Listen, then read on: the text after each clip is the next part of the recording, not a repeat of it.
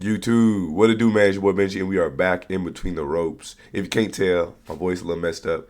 I try to drop y'all some raw reactions and raw reviews, real time, but I literally been popping NyQuil like no joke, bro.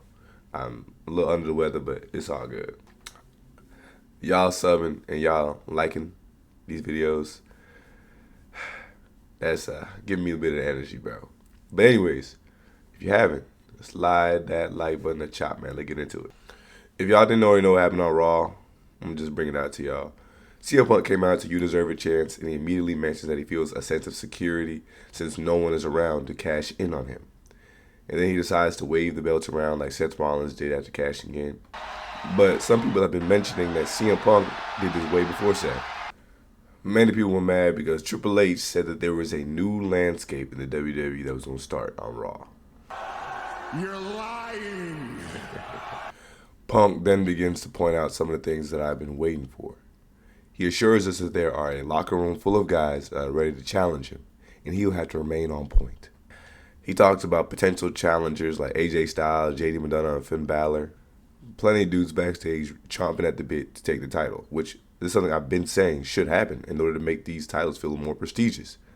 We shouldn't just have one or two people that just show up and say, I want the title. There should be a bunch of people back there. I'm like, bruh, this is the man. I'm not mad at some of the names that he dropped. I'm sure that these matches could look like something, but CM Punk is still stuck in the vision vortex, so I'm not so sure that things should move as he believes they will. Plenty of people online are mad that he didn't mention LA Knight, but let's think about it for a second. Why would he? Look at this post. LA Knight holds up a crowd sign disagreeing with the WWE creative, and next week he's not booked and not even mentioned in CM Punk's Who I Want to Face title run promo, despite being intertwined with Punk over the last 3 months. Y'all believe that WWE has it out for LA Knight. Triple H's hate is next level, called last night's episode of Raw a new landscape, and completely left LA Knight off the show. I believe LA Knight is gone missing again. WWE Raw without LA Knight. Say the guy that you've been feuding with. They said, what's next for Drew McIntyre? Him and LA Knight gonna be in the same fighting pool. These two are funny. He's texting LA Knight to say he misses him. All we wanted was an LA Knight feud. LA Knight got robbed. Yeah. LA Knight, even though he's been involved with Punk for months, can't even get a mention. Needless to say, people are not happy that LA Knight was not only mentioned in this promo, not only did he not come out in this promo, he wasn't even on the show. So I can understand some of the frustration. I do believe that WWE has something out for LA Knight as well. Let's think about this again, though. In kayfabe, LA Knight is the kid who talks trash at recess about how he's the second coming of Michael Jordan, but can't hit the rim, even if it was as big as the neighborhood pool. He may not like LA Knight, but why would he see LA Knight as competition? Y'all, just like CM Punk, have watched him lose week after week after week. CM Punk has been in matches with and against LA Knight, and they've lost week after week. The only times they have won is when LA Knight was his tag partner and he stole the pin. This dude could have formulated it in his head to believe that LA Knight is so garbage that he would have to steal my thunder in order to get a win. Anyways, it's obvious that the mentions of these names were a layup for Logan Paul to walk out and return. But I'm happy because we finally have some real star power. Logan Paul does not get too far into his promo before Paul Heyman and the Vision show up. Braun Breaker starts yapping about how the title is his. I don't understand why he would believe the title belongs to him. Bronson Reed has taken down more reputable names. Bronson Reed actually beat Seth Rollins. Bronson Reed actually beat Roman Reigns. Why in the world would Braun Breaker believe it belongs to him? Because Paul Heyman's been telling you the future? Logan Paul then tries to avoid the madness and get out of the ring. Bronson Reed and Braun Breaker stare him down before Braun Breaker finally pushes him. And then they run into the ring to jump CM Punk. There is a moment, though, where Logan Paul watches the madness go on behind him and decides to intervene, which was a terrible decision because he eats a tsunami and hero time is over. But I will give CM Punk his props, as he must have grown a heart since holding the championship belt. He decides to go help Logan Paul. We then got a run of the real matches. The women of the Judgment Day end up winning behind a Pop Rocks finished. I have no idea why Stephanie VAQUER would believe that she would be able to win with Nikki Bella as a teammate. Nikki even echoes this sentiment backstage after the match, and she lets Stephanie know that she's questioning her ability to hang with all the women of today and wondering why she even thought that that was going to be a thing. I have been asking the exact same thing. Why do you believe that this is something that you should be able to hang with?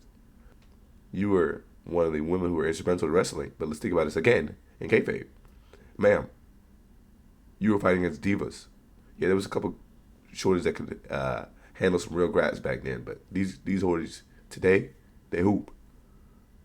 You can't just disappear for years on end and then just show up and believe that you should be able to dominate these women when you weren't even dominating while you were in the league. Come on. We then get a bunch of segments that are just ridiculous, like Jey Uso volunteering to help CM Punk in a tag match against the BRONS to end the night, but it makes no sense. They were literally just fighting. I don't even understand why CM Punk would agree to this, even though he has his own doubts about trusting Jey Uso. Some of y'all are just severely confused, though.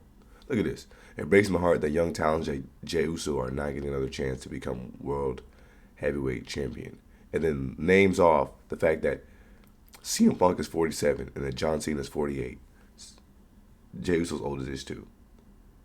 I'm pretty sure we were talking about over here how there's been a direct inability to build any young stars, and it's evident. We have 50-year-olds holding championships. Dude, one of your tag champions is near 50, AJ Styles. Charlotte Flair and Alexa Bliss have been in the league for a long time. Asuka is chasing after the belts. She's been in the league for a long time. What is going on?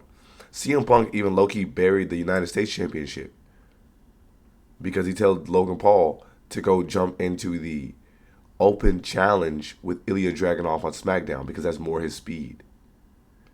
How are you going to salute the young people by giving Ilya Dragunov a United States Championship, but then the other guys bury it?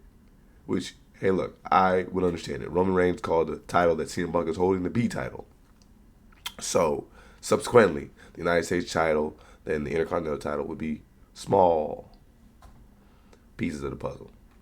There was also a match between El Grande Americano and Penta, but honestly, I don't feel like El Grande should just fight Luchador just because. I mean, he should get at least a story or two when fighting the guys in masks, because his shtick is about being the greatest luchador.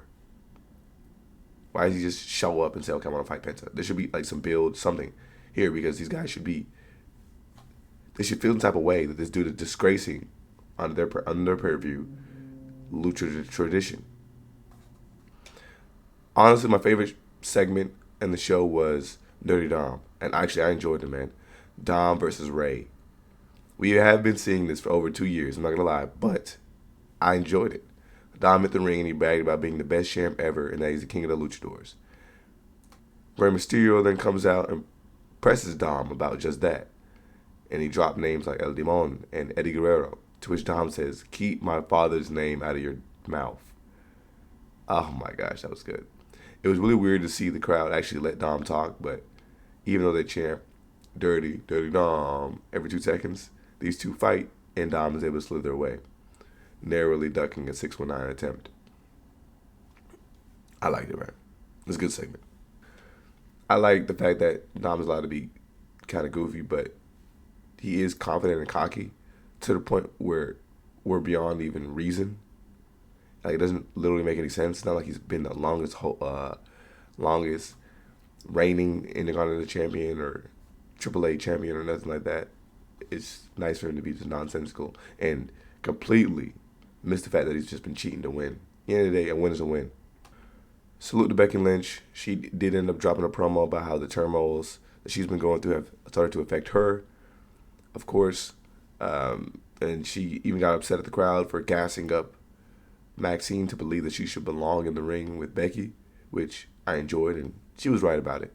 I mean, the refs have been hating on her. Maxine is not ready. She literally postponed the title match to be ensured that she would be in the best possible situation and scenario to face Becky and beat her. That's ridiculous. We next got a segment with the Kabuki Warriors, who ended up beating Bayley and Lyra, who for some reason are still trying to fight as a tag team. Y'all are cool with this because y'all talking about let's talk about Bayley. Her in-ring run in 2025 has been fantastic. Mind you, she's been doing this even without being a champion. These are the greatest superstars. She's shining again. Great work. Been like this for a while, but she gets overshadowed by everybody else. When she became champ, they didn't even bother to promote her on posters. Such a pioneer. So underrated. Okay, sure. As one of the horsewomen, I guess I'll acknowledge that she's underrated. Even though that is my Bay Area sister, Bayley, I'm just not going for it. This whole Dr. Jekyll and Mr. Hyde thing had potential, I think, with the vignettes. But if we're just going to see it play out in, like, segments, it's starting to become a little boring. I don't understand what we're getting. 1 second she's happy, 1 second she's angry. I think it would be nice to see her do something like line up with the Kabuki Warriors and then wake up and be like, I didn't do that. I think that would be a little bit more interesting of an angle. Let me know what y'all think, because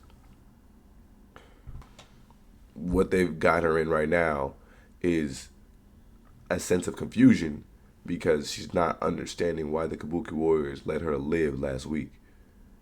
And this could have meant something down deep for her to beat them in a tag team after all the beef they've had.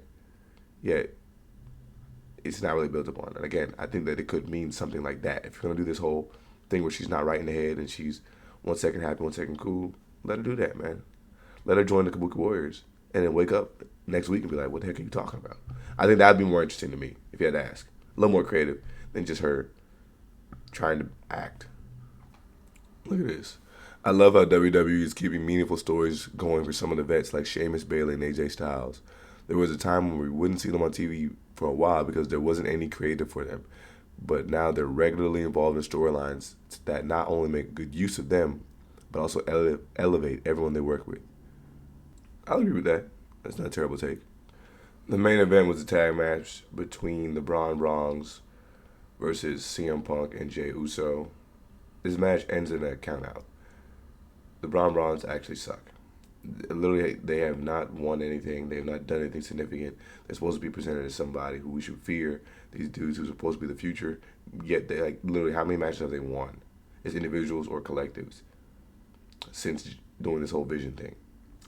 I think that this was a waste of time to get Jey Uso in here. I mean, I've seen some people say some things like this could have been Logan Paul joining CM Punk, and that could have created tension throughout the show, to the point where maybe Jey Uso even says, hey, can you trust Logan Paul? And then CM Punk says, dude, can I even trust you? That could have made a little more sense. That could have been a little bit more worth our time. Or at the very least, put a segment or two and just allow this big schmoz in the ring. I'd rather you just end the show on that versus giving us a moment where we think that Logan Paul is going to come out and help CM Punk, slipping on the brass knuckles as if he's going to do something big just to knock out CM Punk and supposedly align with the vision. I do get it in some sense, though. Like, if you can't beat him, join him. I think Logan Paul is starting to realize that he needs friends, which is great. But this segment illuminated another thing that I've been saying. Presentation matters.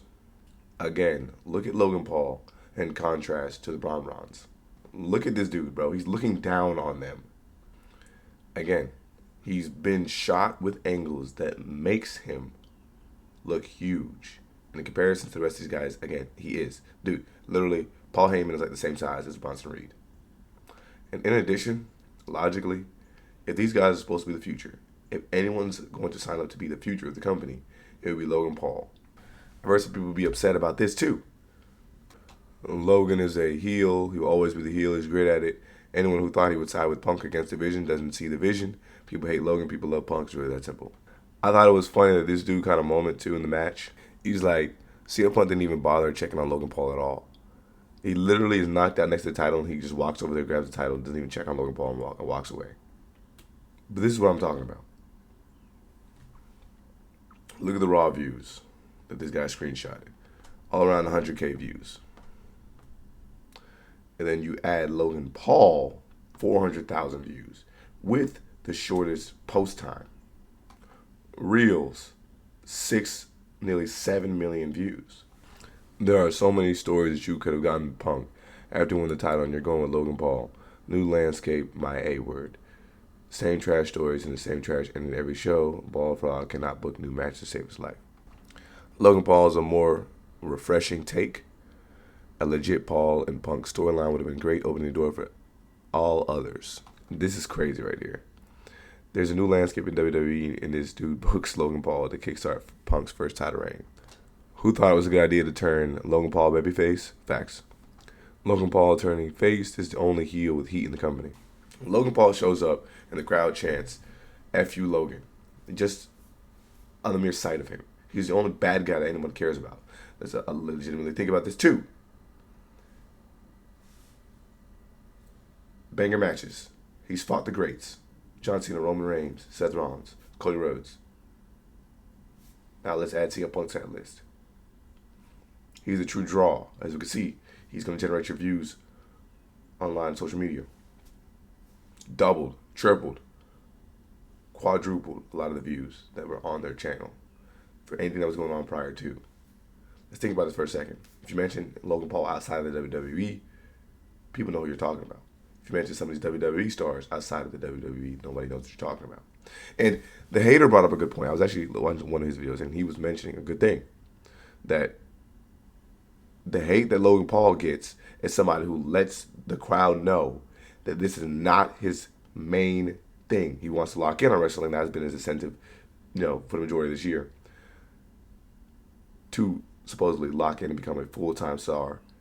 You have guys who sole purpose on earth is to be wrestlers, yet they're not showing up to shows.